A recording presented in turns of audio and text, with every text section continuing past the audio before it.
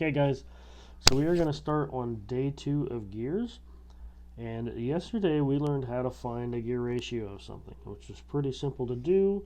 Just a quick refresher, we found as long as we knew what the diameter or the number of teeth on the drive or and driven gears, we could calculate the gear ratio.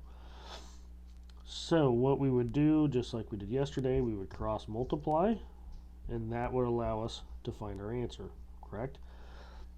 Now, some of you guys might have figured out that that there was probably a little bit easier way of doing it than going through all the cross multiplication, and that's fine. I just want you guys to understand that the reason we do this is because now we're gonna use this cross multiplication table again, and that allows us to have the same formula for today. So today, what we're going to be doing is finding the number of teeth or the diameter of a pulley. And in this example, we're going to know our missing gear ratio. So we can see in this example, we have our driven gear has 20 teeth, and our drive gear has, we don't know how many teeth. So when we plug everything in, we actually happen to know on this one that our gear ratio is 0.74 to 1. So 0.74 over 1.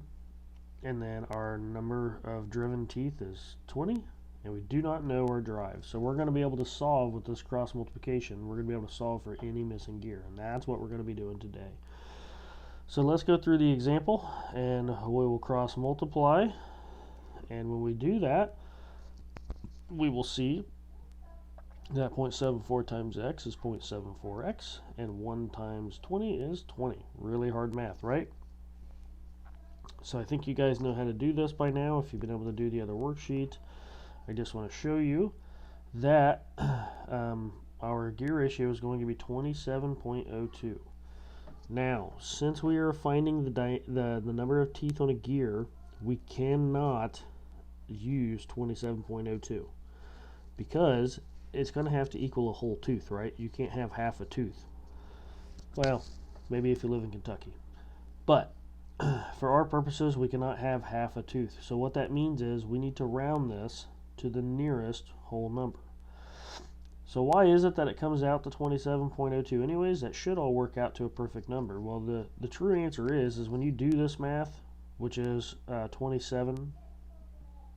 divided by 27, your actual ratio is 0.740740, repeating. So basically, we drop that off to the nearest 2 or 3 numbers at the most, and that is what we're doing our calculations on. So basically, it's an error from rounding. So we just have to understand if it's pretty close to that, that's what the answer is going to actually be. Okay? If you can figure that out, you've got this made, and you have nothing to worry about. So let's continue on.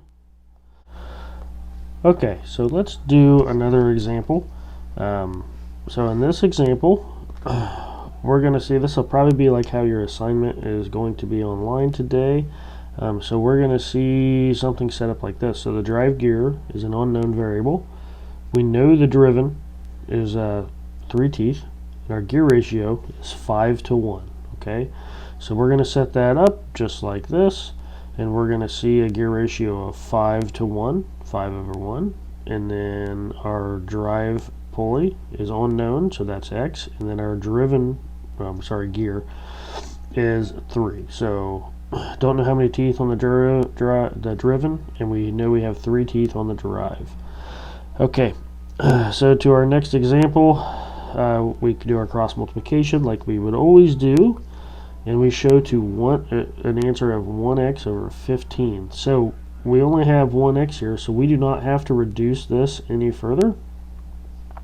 So 1x is going to equal 15. Okay, so that is how we would solve for any unknown with cross multiplication. That is what we're going to practice today. So I did make this a new format, and you guys are going to try using Microsoft Forms for this. Seems like we have a lot of issues trying to upload documents. I'm trying to figure that out, but for today at least we're gonna see how this works and see what you guys think, and then we will see what tomorrow brings, okay? All right, guys. Have a good day. I will talk to you tomorrow. Bye.